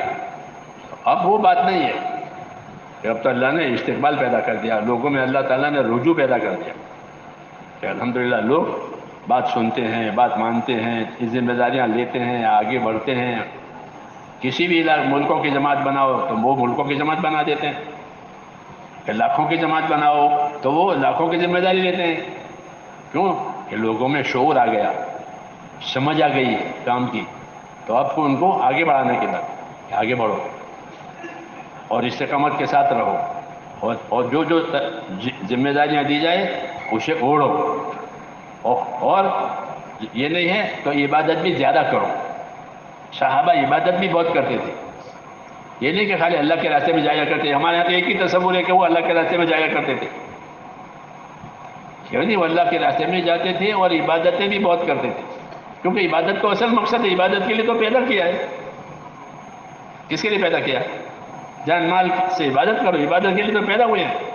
تو دعوت کے ذریعے سے عبادت والی زندگی بننی چاہیے, اخلاق والی زندگی بننی چاہیے, قربانی والی زندگی بننی چاہیے. یہ معیار ہے, یہ معیار ہے کہ ہماری عبادتیں بڑی تراہم رکعن سجدہ. اللہ کے صحابہ کے بعد کیا آپ ان کو دیکھو گے رکوع کرنے والے ہیں, سجدہ کرنے والے ہیں؟ کیا مطلب ہے کہ عبادت میں مشغول رہتے ہیں. کیونکہ رکوع سجدہ صرف نماز میں ہے, کسی عبادت میں رکوع سجدہ نہیں ہے. کسی عبادت میں رکوع سجدہ ہے نہیں ہے, نہ حج میں, نہ روزے میں, نہ صدقے میں, کہیں رکوع سجدہ نہیں. رکوع سجدہ نمازوں میں ہے کہ ان کو آپ رکوع میں پاؤ گے, سجدوں میں پاؤ گے, یعنی عبادتوں میں پاؤ گے. کیوں کہ ان کو جب دین ملا تو انہوں نے ہر سامنے اپنے آپ کو آگے بڑھایا کہ عبادتوں میں آگے بڑھا. ہمارے تجربے نہیں کٹوتی کر دی کہ بھئی 2 سنت 3 وتر پڑھ لو, چلو آ جاؤ. یہ نہیں بات. عبادت بڑھنی چاہیے, آخرت کی فکر بڑھنی چاہیے کہ میری آخرت میں کیا ہوگا. ہر صحابی یہ فکر کرتا ہے کہ میرے حضرت فرماتے تھے کہ ہر صحابی دنیا سے روتا ہوا گیا ہے. کیوں؟ انہوں نے گناہ کیے تھے, گناہ کیے تھے اسے روتے ہو گئے, لوگوں کے حق مارے تھے اسے روتے تھے. نہیں, وہ آخرت کی فکر میں رو رہے تھے کہ ہمارا کیا ہوگا. حالانکہ بہت کچھ کیا ہے, وہ یہی بات ہے کہ بہت کچھ کرے پھر بھی ڈرے, بہت کچھ کرے پھر بھی ڈرے. یہ اصلاح کی نشانی ہے کہ اصلاح ہوئی ہے, نہیں تو روٹین ہے. اصلاح نہیں, روٹین. تو اصلاح میں اور روٹین میں فرق ہے. تو اصلاح یہ ہے کہ بہت کرے پھر بھی فکر مند رہے کہ پتہ نہیں اللہ قبول کرتے ہیں نہیں قبول, پتہ نہیں موت کس حال میں آتی ہے. یہ اپنی آخرت کے بارے میں ڈر ہے. یہ اصلاح کی نشانی ہے کہ کام کا یہی اثر ہے کہ جب کام ہضم ہوتا ہے تو اصلاح کی فکر, آخرت کی فکر زیادہ ہوتی ہے. اس لیے آدمی زیادہ کام کرتا ہے, چپ کے بھی کرے, چپ کے کوئی نہیں جانتا, اور اپنا کام کرے. دینا ہو کسی کو تو دے, عبادتیں کرے, کوئی نہیں جانتا, اللہ جانتے. کیوں کہ اللہ کو دکھانا ہے, اللہ سے لینا دینا ہے. تو یہ چیزیں کام کی وجہ سے بننی چاہیے, یعنی انفرادی زندگی میں دینداری آنی چاہیے. جو انفرادی زندگی ہماری ہے اس میں دینداری آوے, سنتوں کی پابندی آوے, سنتوں کی پابندی آوے, واجبات ادا ہو جاویں, فرائض ادا ہو جاویں, سنتوں کی پابندی ہو جاویں, حقوق ادا کرنے والے رہے, حقوق کے بارے میں فکر مند رہے کہ میرے اوپر کسی کا حق نہ رہے, یعنی آخرت کی فکر. یہ صحابہ کرام بھی یہی کہتے تھے کہ انما ہممنا الآخرہ ولیست ہممنا الدنیا. ہمارے عزائم آخرت بنانے کے ہیں. جب پہ عزائم کرتے ہیں نا آپ لوگ عزائم, تو کہتے ہیں ہمارے عزائم کس کے ہیں کہ ہمارے عزائم آخرت بنانے کے ہیں, ہمارے عزائم دنیا بنانے کے نہیں ہیں. دنیا تو مقدر کے مل کے رہے گی، اور جو مقدر میں نہیں ہے وہ نہیں ملے گی. جو تدبیر کرنے کا حکم ہے وہ تدبیر کریں گے، مقدر کی مل جائے گی. لیکن آخرت بنانے کا حکم ہے کہ آخرت بناؤ، تو اس لیے کہتے ہیں ہمارے عزائم آخرت کے. تو کام کا یہ اثر پڑنا چاہیے کہ جتنا ہم کام میں آگے بڑھیں ہماری آخرت کی فکر بڑھتی چلی جائے، ڈر بڑھ جائے. کیا بڑھ جائے؟ ڈر بڑھا ہے، ڈر آنا چاہیے. ڈر کا اثر یہ ہے کہ ڈر کی وجہ سے آدمی ترقی کرتا ہے. ترقی کس سے کرتا ہے؟ یا تو لالچ میں ترقی کرے یا ڈر میں ترقی کرے. کسی چیز کی لالچ ہو گئی تو اس میں ترقی کرتا ہے، یا پھر ڈر پیدا ہو گیا تو اپنے آپ کو بچانے کی فکر کرے گا. اور دین میں یہ ہے کہ اللہ کا ڈر اور آخرت کا ڈر پیدا ہونا چاہیے، تو پھر اللہ کی طرف آخرت یہ ترقی کرے گا ڈر کی وجہ سے. اگر ڈر نہیں ہے تو یہ ٹھنڈا ہے. یہ کیسا ہے؟ ٹھنڈا ہے، یعنی بے فکر ہے. حدیثوں میں ہے کہ من خاف ادلج ومن ادلج بلغ المنزل، کہ جو ڈرا وہ تو جلدی چلا، اور جو جلدی چلا وہ اپنی منزل کو پہنچ گیا.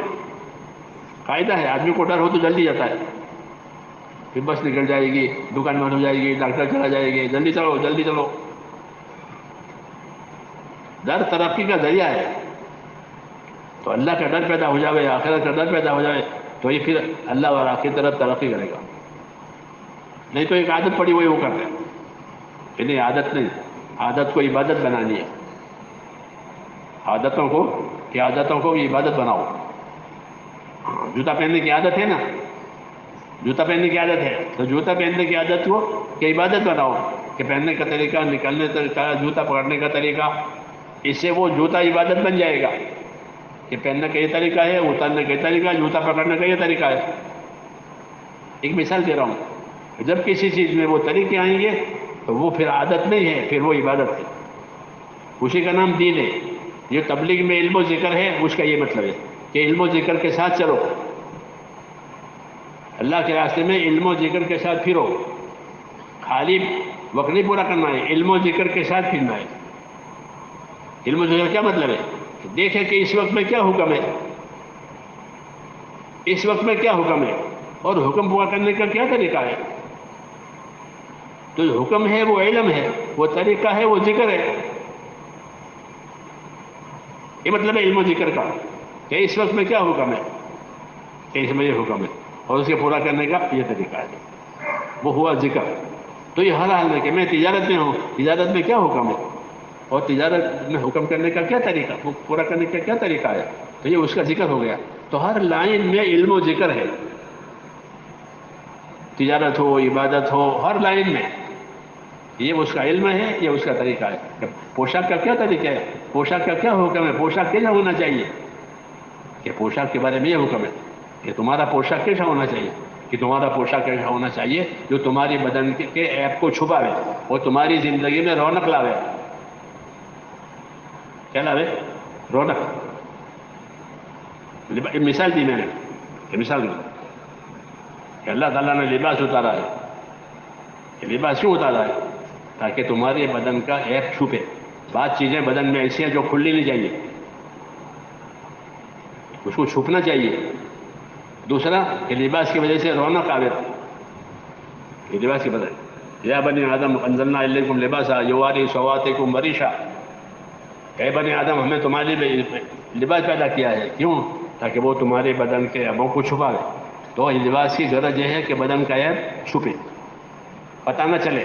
ایسا لباس پہنو، جب لباس ایک دم ٹائٹ ہوگا تو بدن کا عیب نہیں چھپے گا، وہ ظاہر ہو جائے گا. اس کو چھپانے کے لیے لباس ڈھیلا ڈھیلا رہتا ہے کہ وہ چھپ جائے اور بدن میں رونق آوے. کسی محفل میں جائے، مجلس میں جائے، اگرچہ لباس تو اتنا ہی فرض ہے کہ ناپ سے لے کر گھٹنوں تک، فرض تو اتنا ہی ہے، لیکن اس میں کوئی رونق نہیں ہے. رونق ہے؟ کیسے پہن کر کے جا سکتے ہیں؟ فرض تو اتنا ہی ہے. یہاں سے نہیں، لباس میں رونق ہے. لباس رونق کیا ہے؟ مولانا منظور نعمانی صاحب نے لکھا کہ ہر زمانے کے لوگ اپنے زمانے کے نیک لوگوں کا لباس پہنے.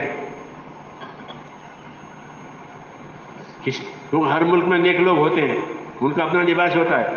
تو لباس کا کوئی خاص کوئی کٹنگ شریعت کی طرف سے نہیں ہے، تو پھر کیا کہ ہر زمانے میں جہاں کے نیک لوگ جو لباس پہنتے ہوں وہ لباس پہنے، تاکہ بدن میں رونق رہے، کیا رہے، اور بدن کا عیب چھپے۔ میں مثال کے طور پر کہا کہ بھائی ہر چیز کی ایک غایت ہوتی ہے، کہ لباس کی ایک غایت ہے، کھانا کھانے کی یہ غرض ہے، یہ غرض ہے، تاکہ حکم بھی پورا ہو جاوے اور ضرورت بھی پوری ہو جاوے، حکم بھی پورا ہو جاوے اور ضرورت بھی ہو جاوے، تاکہ دین برباد نہ ہو اور ضرورت بھی پوری ہو جاوے۔ اس کے لیے ہمیں اللہ تعالیٰ کے حکم دیے ہیں اور طریقے دیے ہیں۔ محنت اسی لیے کرتے ہیں کہ وہ زندگی میں، ہماری زندگی میں اللہ کے حکم بھی آئیں اور طریقے بھی آئیں۔ یہ حکم ہے اور یہ طریقہ ہے، یہ حکم ہے، یہ طریقہ ہے۔ اس کو علم و ذکر کہتے ہیں تبلیغ میں۔ وہ علم و ذکر اسی لیے ہے کہ ہر حال کا حکم دیکھو، اس کا طریقہ دیکھو، تاکہ ہر حال میں حکم والی بنو، کھانے میں، سونے میں، کمانے میں، شادی میں حکم والا بنو۔ علم و ذکر کے ذریعے سے یہ کمی پوری ہوگی۔ اگر علم و ذکر نہیں ہے تو وہ کمی رہے گی۔ اس لائن کو سیکھنا ضروری ہے، اس لائن کا علم ہونا ضروری ہے، پھر اس لائن پر عمل ہونا ضروری ہے، تو وہ عمل پورا ہو جائے گا، وہ ذمہ داری پوری ہو جائے گی۔ علم و ذکر کے ساتھ تبلیغ ہے، علم و ذکر کے ساتھ تبلیغ، علم و ذکر کے ساتھ خالی نہیں پھر، خالی چکی پھیرے تو کیا ملے گا؟ تو خالی پھرنا ہوا، اندر علم و ذکر نہیں آیا تو پورا فائدہ نہیں ہوگا۔ علم و ذکر کے ساتھ، اس لیے تیسرا نمبر کیا رکھا ہے؟ علم و ذکر، کلمہ، نماز۔ تو نماز کے لیے نماز کا علم، زکوٰۃ واجب ہوئی تو زکوٰۃ کا علم، روزہ آوے تو روزہ کا علم، بیماری آوے تو کہ بیماری میں کیسا رہنا چاہیے اس کا علم۔ اس نے علم کو تیسری جگہ پر رکھا کہ جو حال آوے اس کا علم اپنے اندر لو۔ میں غریب تھا، مالدار ہو گیا، تو مالداری کا علم لو کہ مالداری میں کیا ہونا چاہیے۔ سمجھ میں آئی بات؟ تو اپنے کام کو سمجھنے کی بہت ضرورت ہے۔ فضائل کی کتابیں لکھی ہے شیخ نے، فضائل صدقات لکھی ہے۔ فضائل صدقات کا پہلا حصہ جو ہے وہ مالداروں کے لیے لکھا ہے، اور آخری جو حصہ ہے وہ غریبوں کے لیے لکھا ہے۔ کیوں کہ امت میں غریب لوگ بھی ہیں اور امت میں مالدار لوگ بھی ہیں، تو غریبوں کے لیے غریبی کا دین اور مالداروں کے لیے مالداری کا دین۔ یہی طریقہ ہے نا، یہ علم و ذکر کہ میری حالت مالداری کی ہے تو میرے پاس مالداری والا دین ہونا چاہیے۔ میری حالت غریبی کی ہے تو میرے پاس کیا ہونا چاہیے؟ غریبی کا دین ہونا چاہیے۔ کہ ہمارے بزرگوں نے اس طرح اس کام کو چلایا ہے تاکہ کوئی حالت جہالت میں نہ رہے۔ غریبی میں غریبی کا دین، مالداری میں مالداری کا دین، تجارت میں تجارت والا دین۔ نہیں تو جاہل ہے، جاہل ہو کے تجارت کرے گا کہ نہیں، جاہل ہو کے نہیں، دین کے ساتھ کرے۔ علم و ذکر کا میرے دوست یہ مطلب ہے کہ وہ ہر لائن میں ملے اسے، تاکہ کوئی حالت جہالت سے نہ ہو۔ یہ مطلب تبلیغ کا ہے، علم و ذکر اس کو جاری کرنا ہے زندگی میں، تاکہ کوئی عمل جہالت سے نہ ہو بلکہ طریقے سے ہو۔ کیونکہ طریقوں کا نام دین ہے، جذبہ کا نام دین نہیں۔ کہ جذبہ ہوتا ہے کہ جذبے کا نام دین نہیں، کہ جذبہ تھوڑے دن رہے گا پھر ختم ہو جائے گا۔ وہ طریقہ کہ وہ تو باقی رہے گا، اس میں باقی رہنا بھی، ہم کو بھی باقی رہنا ہے۔ اس لیے زندگی طریقوں کا نام ہے، اپنی زندگی طریقوں والی بنانی ہے۔ محنت اس لیے کرائی جاتی ہے کہ محنت کرتے کرتے مزاج دینی بن جائے۔ کیا بنے؟ دینی مزاج بنے، ایمانی مزاج بنے۔ ایمانی مزاج کس کو کہتے ہیں؟ کہ ایمانی مزاج وہ ہے جس میں اطاعت ہو۔ کیا ہو؟ اطاعت۔ ایمانی مزاج، کہ ایمانی مزاج یہ ہے کہ ایمان اندر آیا تو آدمی اطاعت کرے گا، ورنہ ایمان کا کیا مطلب ہے؟ ایمان کا کیا مطلب ہے؟ کہ ایمان کا تقاضا اطاعت ہے، کہ اللہ نے اس کو ایمان دیا ہے تو میں اللہ کی اطاعت کروں گا۔ اب حکم دیا ہے اطیعوا اللہ واطیعوا الرسول، اللہ رسول کی بات مانو، تم ایمان والے ہو۔ تو ایمان کا تقاضا اطاعت ہے کہ ہر حال میں جو خدا کا حکم ہے وہ کریں گے، حق ادا کریں گے، اپنا بھی مخلوق کا بھی۔ یہاں اسے دین بنتا ہے۔ اس کے لیے علم و ذکر تبلیغ میں ہے، تاکہ ہر لائن کی معلومات رہے تھوڑی تھوڑی، جی ہاں، اور اس میں کمی کوتاہی نہ رہے، عمل ہو جاوے، تو پھر وہ لائن پوری ہو جاتی ہے میرے دوست۔ ہاں اس لیے اس کو سیکھنا ہے، سمجھنا ہے، اس کو کرنا ہے، اور سیکھ سمجھ کر کریں تاکہ اس کا اللہ تعالیٰ صحیح فائدہ ظاہر کرے۔ اس لیے پھرنا بھی ہے، اور بار بار پھرنا ہے، بار بار نکلنا ہے، تاکہ یہ کمی ہماری دور ہوتی رہے، اور زندگی ایمان کے ساتھ، عبادت کے ساتھ، علم و ذکر کے ساتھ، اخلاق کے ساتھ، اخلاص کے ساتھ زندگی بنے۔ یہ مقصد ہے، یہ سب چیزیں زندگیوں میں آوے، اور اس کی داعی بھی بنے، اس کے بعد اس کی دعوت بھی دے۔ یہ ہمارے ذمہ ہے۔ پھر اللہ کے ذمہ ہے دلوں کا پلٹنا، کہ اللہ پھر دشمنوں کے دلوں کو بھی پلٹ دے گا آپ کی طرف، یا ضدی ہوں گے تو اللہ انہیں نامراد بنائے گا۔ یہ ہوگا کہ وہ ضدی ہے تو اللہ ان کو نامراد بنائے گا، ہاں، اور نہیں ہے تو اللہ ان کو ہدایت دے گا۔ تو اس طرح ہم خیر کے پھیلنے کا ذریعہ بنائیں گے۔ اس کا خوش نصیب ہے وہ بندہ کہ جس کو اللہ خیر کے پھیلنے کا ذریعہ بنائے۔ تو ہم خیر کے پھیلنے کا ذریعہ بنیں، کریں گے انشاءاللہ۔ ہاں، جو جو تقاضے دیے جائیں مشوروں سے اسے اوڑھ لیں اور اسے پورا کرنے کی کوشش کریں، اور اللہ سے آگے کی مانگیں کہ اللہ موت تک اس طرح چلاوے اور اس میں ترقی دے ہم کو۔ اب بتاؤ، جو جو طریقے آپ کو دیے جائیں گے، جو جو تقاضے دیے جائیں گے، اس کے پورا کرنے کے لیے کون کون تیار ہیں، یہ اپنے آپ کو پیش کریں۔ میں نے اپنی بات ختم کر دی۔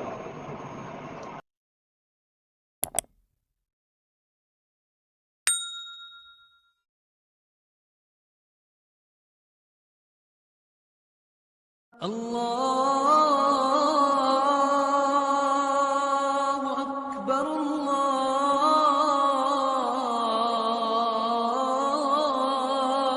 اللہ اکبر، اللہ